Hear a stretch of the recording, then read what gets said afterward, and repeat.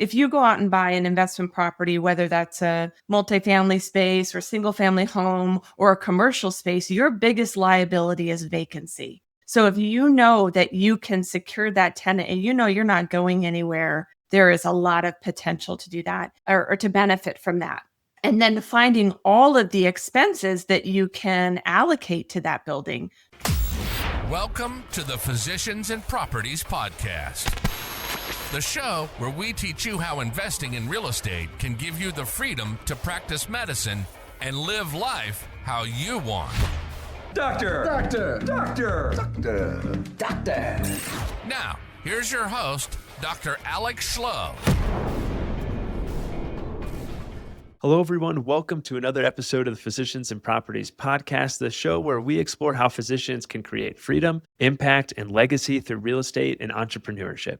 Today, I'm joined by Dr. Jennie Eckstrom, a family medicine physician, a real estate investor, and founder of Uncluttered Mind, MD. Jennie's built an incredible portfolio spanning commercial properties, land development, and short-term rentals, even in Maui, all while leading one of Montana's largest independent primary care clinics. This is going to be an awesome conversation about mindset and legacy, and we're really looking forward to it. So let's go ahead and jump in. Dr. Eckstrom, how are things going?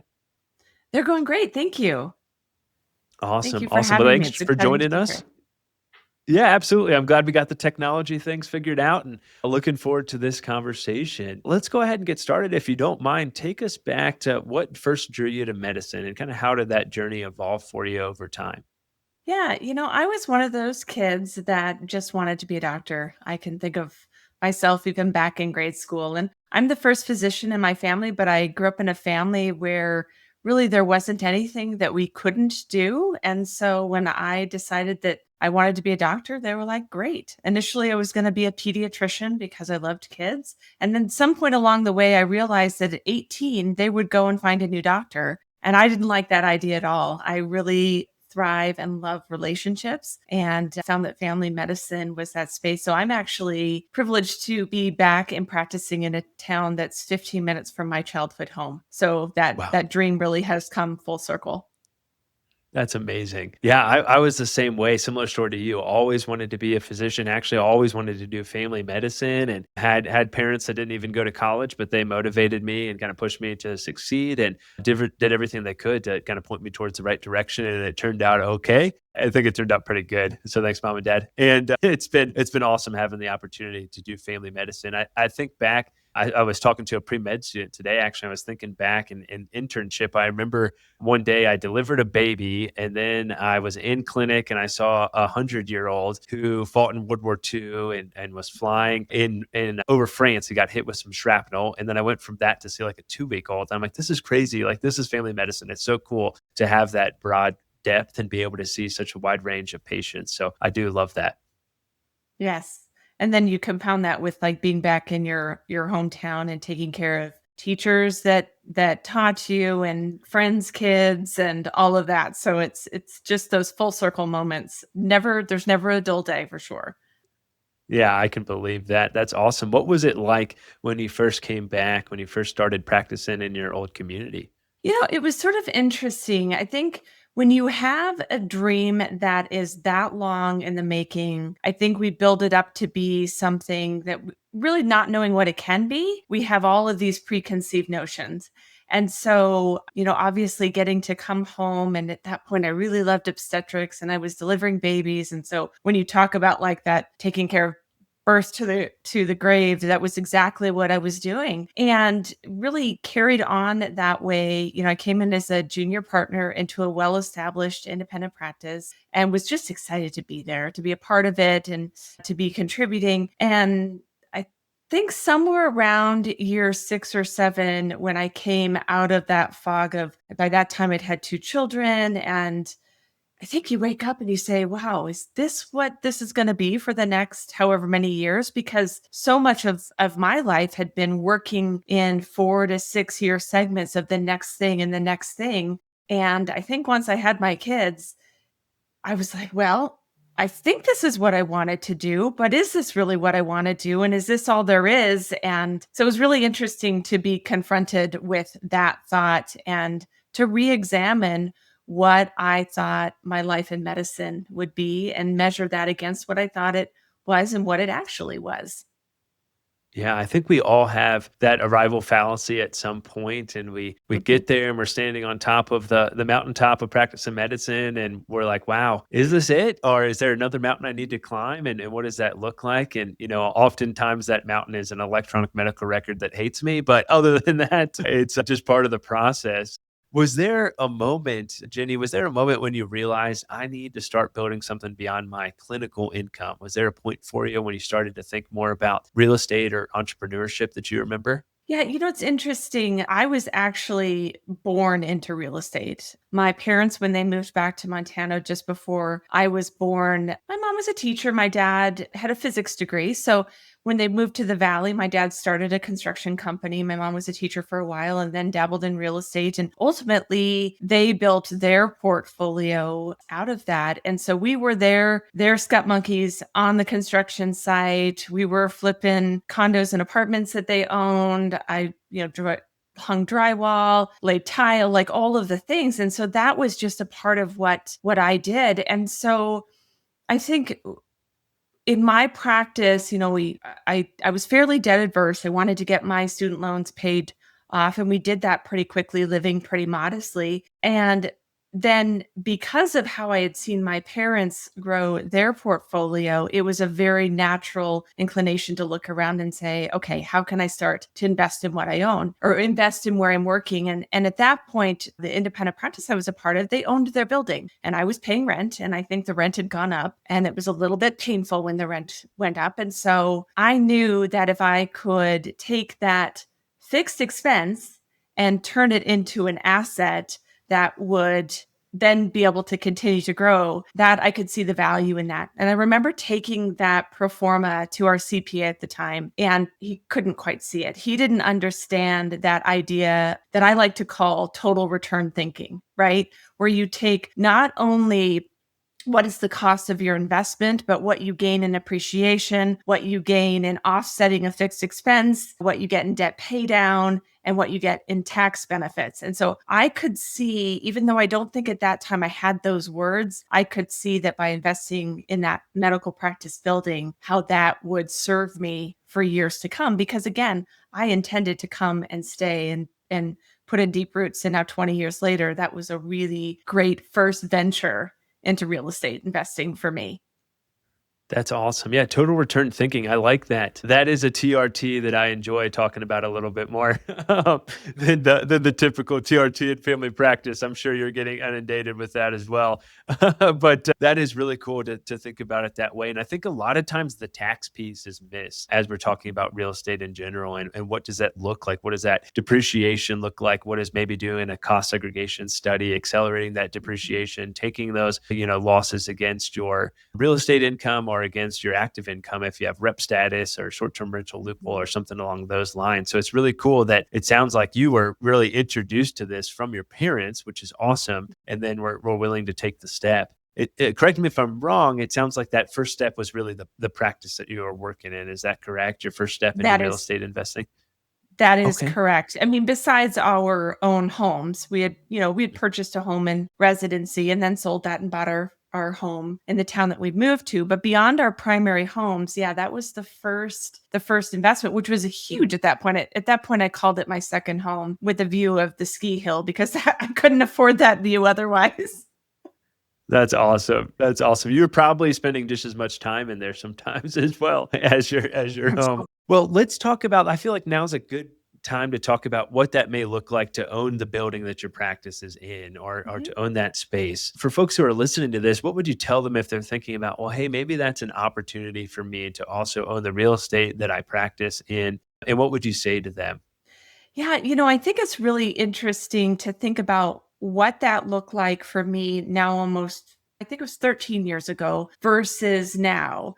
One of the things that I think is so important is to understand where we have expenses and where we can turn those expenses into an asset. So that was probably and I think that's pretty easy for anyone to understand. So, and we've tried to do that not only in my medical practice, but my husband owned his own business as well. And we have purchased a condo for that because you know that you have that expense. So why not allow yourself to be on the other side and be the landlord as well and take advantage of that?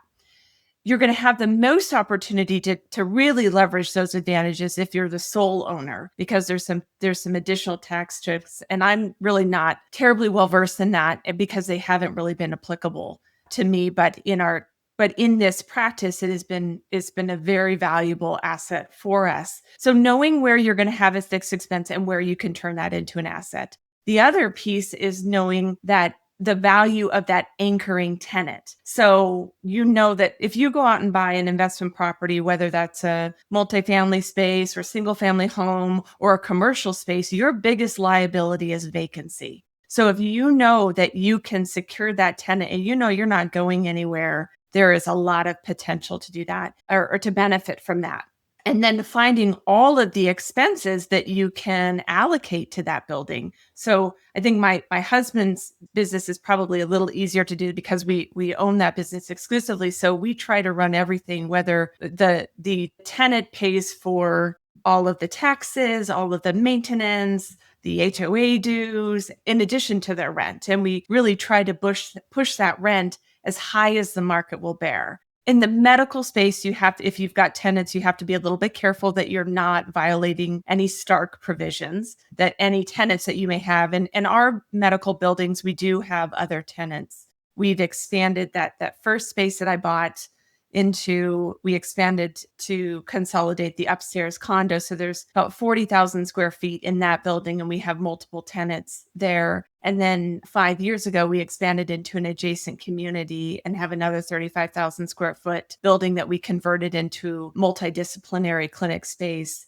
So looking at not only it's my expense and I'm turning that into an asset, but then also recognizing the potential draw you may have as that anchoring tenant. So as us being a primary care clinic with urgent care that has recruited pharmacies, it's recruited physical therapy, counseling services, chiropractic, vision clinic. I'm just trying to think of some of our tenants, multi-specialty clinics from the hospital. So just thinking about what kind of gravity you can create as well. That is so cool. What a cool way to kind of look at alignment and really kind of transforming that whole space to build like almost a pretty comprehensive medical campus, which is amazing. So that is so cool to see, and it's got to be really cool for you to look back over the 19 years or 13 years since you purchased the real estate and see how much that has changed. That's really really awesome. Yeah. And that hasn't been without some heartburn at times. We were in the midst of the expansion into the adjacent community and deep into that renovation when COVID hit and had to have that idea of like, gosh, do we stall this now? We don't know what the certainty of medicine looks like as the whole world shut down. And we ultimately decided to push through and that was a good thing for us. But so it hasn't been without uncertainty at times, but you're absolutely right. Seeing how our clinics have really become sort of that anchor in the community and bringing additional services, especially with our expansion, bringing specialty services that previously had not been in that community. And at times when patients were saying, gosh, gas is too expensive. I can't drive the 10 miles to your clinic. I'm like, wait, we've got one that's 2 miles from your home. Or in some people, it's 5 blocks from your home. And so that's been incredibly satisfying. That is so cool. Yeah, absolutely. What a way to just really transform care for the community and bring those resources in that are much needed. That's awesome. Let's talk more about your real estate journey. So what came next after the practice, or what has been happening in regards to real estate and investing for you, coinciding with all this awesome stuff that you're doing with the practice? Yeah. So after we had invested into the medical building, then my husband and I looked to really try to replicate what my parents had done. They had started with a, single family home that was zoned duplex, and my father used his contractor skills to expand that. And so we're like, we could do that. We could make that work for us. And we set out with a goal. We were going to purchase a $100,000 property once a year for 10 years. And at the end of 10 years, we'd have $1 million in a real estate portfolio, and that would be great. Only to look around and realize that in the resort community that I'd grown up in had changed dramatically in the 30 years since my parents had done done that method. And so in retrospect, we should have still bought those houses. The ones that we looked at that we got a little scared. Again, we didn't recognize that idea of total return thinking at that time. We could just see that what we were going to pay for rent or for our mortgage payment, we couldn't quite see how the rent would offset that, not taking into consideration what appreciation would have done to the market. So we did not purchase homes at that time. And at about the same time, my husband, I think this is our 10th, is that our 10th or 15th wedding anniversary trip and our 40th birthday. So we like to say that he was going through a little bit of a midlife crisis. And we took a trip to Maui to celebrate our anniversary and that milestone birthday. And he shared with me at the time, he's like, I'm really would like to buy a condo in Maui. I was like, well, let's look at it. I mean, I was always game for a deal. I'm like, it's got to pay for itself and we need to have a 6-month cushion in the bank, but I'm happy to look. And so over a couple of months, we were looking, we learned about things like condotel and condotel financing, which is different than conventional, like short-term rental financing. At that point, that was in 2017. So the short-term rental loophole didn't exist. The cost segregation studies weren't happening because if you remember, I think that started in about 2018, if I believe, 2018 or 2019. And so at that point, we were just looking for a property that could be a part of our legacy. We'd both grown up in families that had had summer homes and knew what those type of properties could do just for memories and bringing family together. And so that was really what we were looking for. And if we could have somebody else pay for it and rent it when we weren't there, and we knew that if we picked the right property, it was likely to appreciate. And so we put all those things together and found a really cool community in West Maui and purchased the condo actually sight unseen. We had our realtor walk through with an iPad and do an iPad tour. We'd spent some time in West Maui at that point, and so I knew looking at the property, I could just sense what that property would be. And so we purchased that property and put it immediately into a rental pool. And again, at that point, I didn't know anything about really looking at a pro forma for a rental property. I just had sort of that gut instinct that this would work. And I was content with, I think when I finally went back and looked at the numbers, it was like 4 or 5% return, but it was appreciating, and it was a place that we went and spent time with our families. We ultimately bought a second condo because the one was not big enough for our parents to be with us. So we bought a second one, and it was also in the rental pool.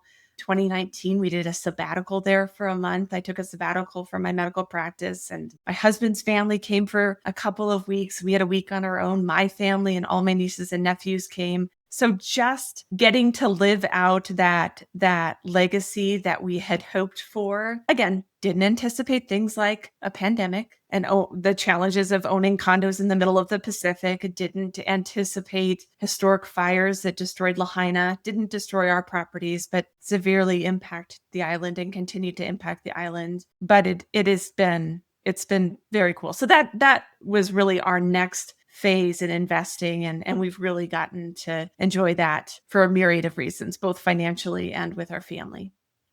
That's awesome. Yeah. What a really cool property. What a cool story. And I think, a lot of times we talk about return on investment and all those metrics, et cetera, but sometimes we need to talk about ROE or like return on experience and that experience that you've gotten to have with your family. Like that's probably priceless. That's probably worth maybe cash on cash return being 5 or 6%, who knows, but you have a condo or two in Maui that you're getting paid by someone else and you're getting to have these amazing experiences. What was it like for you to take a month off of medicine, do that sabbatical? What was that like for you? I can't imagine a better place to do that than Maui. That sounds fantastic.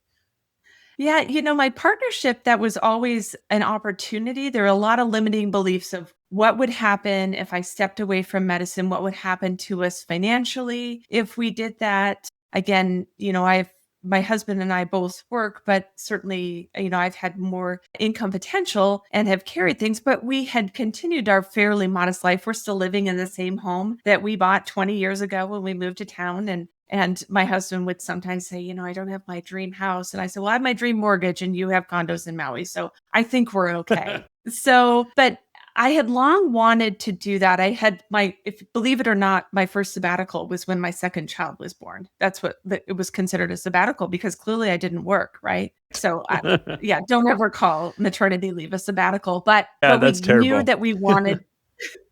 knew that we wanted to do that. I wanted to do it in the summer before my girls got too old. And initially, the plan really was just for us to do it as our family, just our nuclear family. And then as we thought more, it just sort of naturally evolved. And so that time, again, that was in 2019, never knowing what would happen just a year later. It just was so precious. And I think it's funny that as I talk with other physicians who have also taken time like that, it's crazy to me how often it comes up of like, we didn't know what the next year would bring. We didn't know that, some people have lost a parent, or again, like the pandemic, or just that ability to be together. So it was a little stressful to leave, but I had a great practice. I had a physician extender who really covered things for me. So I was truly off. I checked out that month that I was gone, and it was fantastic. And it went by way faster than I thought it would.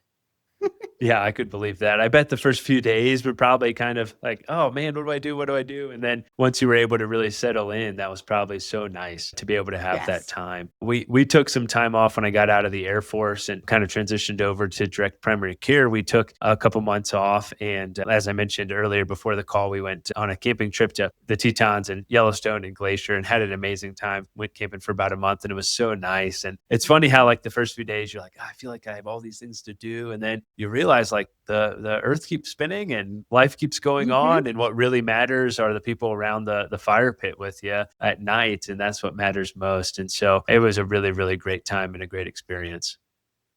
Yeah. And you won't ever regret that. You won't No, ever remember absolutely the not. days you were in clinic, but you will remember those memories that you had and the crazy stories that happened in them.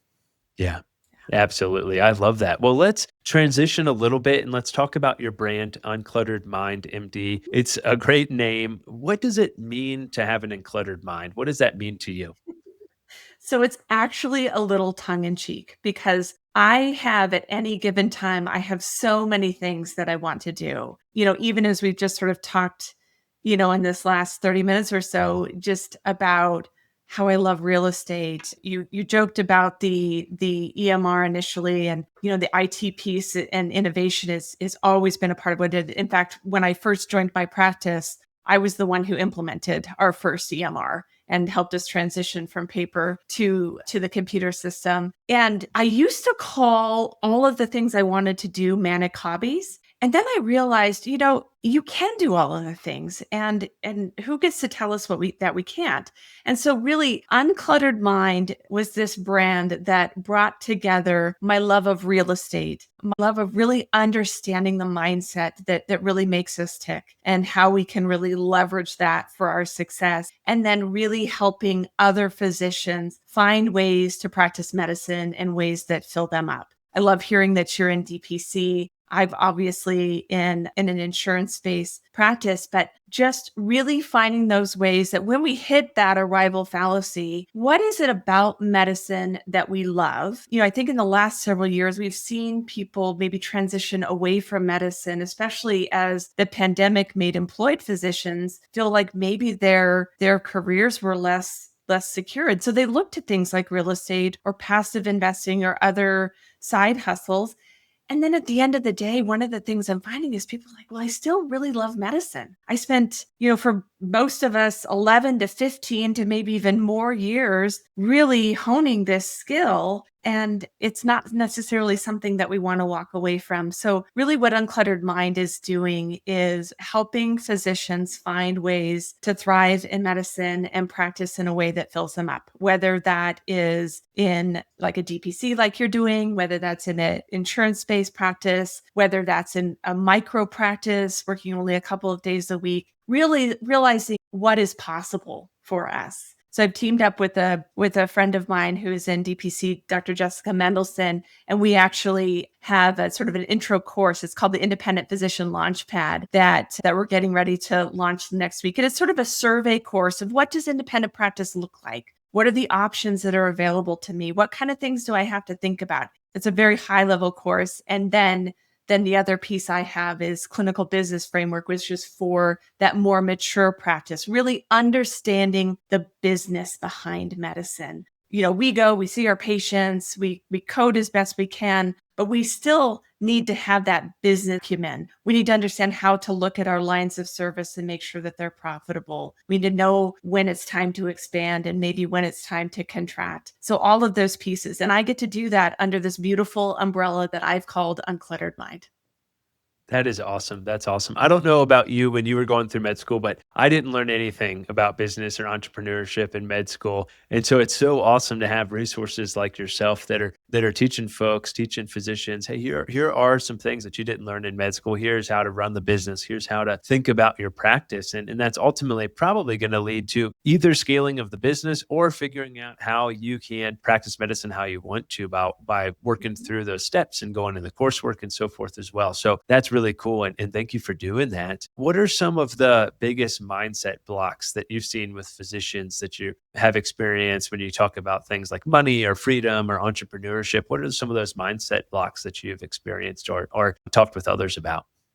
Yeah, I think there are a couple. I think one is that idea that we don't have time, that we don't have time to stop and think critically about what we're doing, that we're so caught up in the day to day of we hit clinic at maybe 7:30 in the morning if we have time to prep things before our first patient. And maybe we have a few minutes to grab a bite to eat before we dive back into the afternoon. And then we're trying to close charts and reach out to the specialist before the day is done and then race home to our family only to wake up and do it the next day. And so really giving ourselves that luxury of time. I don't know if you're familiar with Keith Cunningham. He wrote a fascinating book called The Road Less Stupid. It's his lessons from the boardroom. But one of his concepts that he brings up is this idea of thinking time, where you actually allocate time to just sit and think about your business. And I've really tried to do that over the last year. And it's amazing what comes up, what insights come up. And so really giving ourselves time to sit and think about our business in addition to just doing the business. And that may mean that we have to, cut back on patients, but that is such a foundational piece that is missing right now. And so that time scarcity and really taking control of that. What other ones? I think the idea that if we are working harder, that increased revenue means that I'll take more money home. And so that mindset piece of revenue not equaling profitability or not always equaling profitability. So how do we really look at what we're doing and how do we tease out what we're doing in our practices so that we can critically look at what the value of our time is and really understanding that as a core metric. So then we can make decisions from that space. I think the other mindset, and this was one that I really struggled with, is understanding when we have just that ongoing inner dialogue. I think we all tend to be performers. We're performing and really trying to do the best that we can to help our patients, to help support our practices, to help support our community. And sometimes that is driven from an unrealistic inner dialogue. And so just really becoming aware of that dialogue. And maybe not everyone has that, but the folks that do have it, we have to be able to identify it and call it out so that it doesn't hold us back. That's great advice. Yeah, I think a lot of us have that inner dialogue, whether we admit to it or not, or whether we have labeled it or not, just being the high achievers that we are. I think you really hit the nail on the head in terms of that time scarcity and, feeling like we just have to go so much during the day. And I notice really those times that I force myself to be more still or to think, it's really crazy what you can come up with or the changes that you can think about, or, if there's something big in the business that I need to think about, just taking some time to be quiet, be still and think about that is huge, Mhm. which sounds so simple. But then you're like, oh man, now I've had this time to really focus on this problem and think through how am I going to best solve that? And then ultimately that leads to some time savings down the road. And you kind of get that time back. At least that's what I've experienced from that perspective. So it's been really cool. I once heard there's this gal, Stacy Gray. She's amazing. She's got a company called Organized to Scale. And she said that you really should have like a day of deep thinking every week, just in Mhm. regards to your business. And that might look like, hey, I'm just going to set aside like 20 minutes or 30 minutes and then kind of continue to ramp that up. But it's really helpful to at least have some time that you can think, that you can be creative, that you can dream for your Mhm. business. And it's crazy what you can come up with and the problems you can solve and the time that you can then buy back down the road. So Mhm. thank you for hitting that. I don't think that gets talked about very much. Yeah, yeah, and again, I will tell you that these are all things that are in progress for me, and I think if all of us recognize that, like, we're always evolving and always progressing, and so, yeah. But it's amazing Yeah. what our brains will come up with when we give ourselves just that space to think, because we know more than we know. Right. Absolutely. It's almost like an uncluttered mind is a really good thing. So I love the name and what you're doing there, which is awesome. Well, as we kind of wrap things up, I did want to talk a little bit about leadership. So you're still a clinical leader. How have you been able to Mhm, balance that role of being a clinical leader, leader clinic, with investing, with coaching, with being a wife, with being a mhm. mom? What are some things that you figured out has been helpful from a balance perspective for you? Yeah, I will tell you that that has also been a journey for me as well. So when we go back to that sort of that 7-year itch that I had, where is this all like, where do I find meaning in what I'm doing right now? I really found myself chasing different leadership opportunities, whether that was chief of staff at the hospital or the chief medical information officer at the hospital or different opportunities. And at one point, my husband sat me down and he said, "Do you want to be with us?"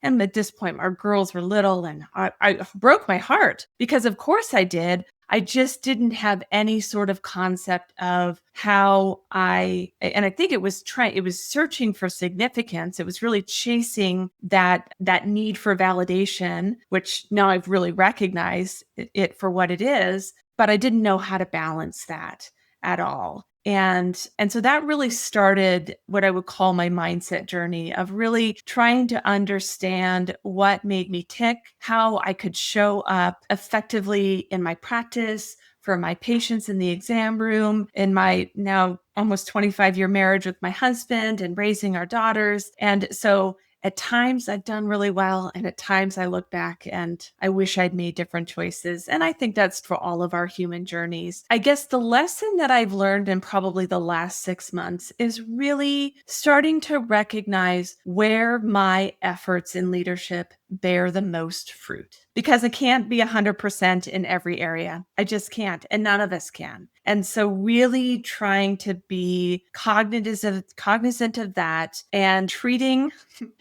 I'm going to make a Taylor Swift reference, but treating our energy for the precious resource that it is, because it is, we only have so much time. We only have so much energy and influence. And what happens, we already know the 80-20 rule that like 20% of our efforts get 80% of our returns. If you take that one step further, what is it? It's like 1% of our efforts gets like 50% of our returns. So where can I find that 1% where I can put my efforts that have the most potential to gain return? And that's really the leadership journey that I'm on. Finding the things that only I can do, where my zone of genius, my expertise is the only one there. There's so many things, and you know this in entrepreneurship, there's so many things that we can do. But at some point we have to say, should I be doing them? Is this the thing that I should be doing? Or is there something else that I can be doing with this time that can bear more fruit? And that's really the journey that I'm on right now, is to go from that 20% to that 1%. So it's Well, we are changed how I on the show up. same journey. Yes, Yeah. Yeah. that's awesome. Yeah. Yeah. You said Yeah, it's changed how you've shown up. Yeah. It's changing how I'm showing up and how I'm showing up in my practice and how I'm showing up in my own businesses, how I look at investing opportunities. So yeah, it's been a very rewarding journey. And I look back over the last 4 or 5 years and I hardly recognize sort of where I am now compared to where I was. So That's amazing. Yeah. It is really cool to take that time, look back, to look back up the mountain you climb and see how far you've come and kind of live in that gain mentality instead of the gap. So yeah, I love that. Well, what is something that you're passionate about right now, or what is something that's coming down the pipeline that you're excited about?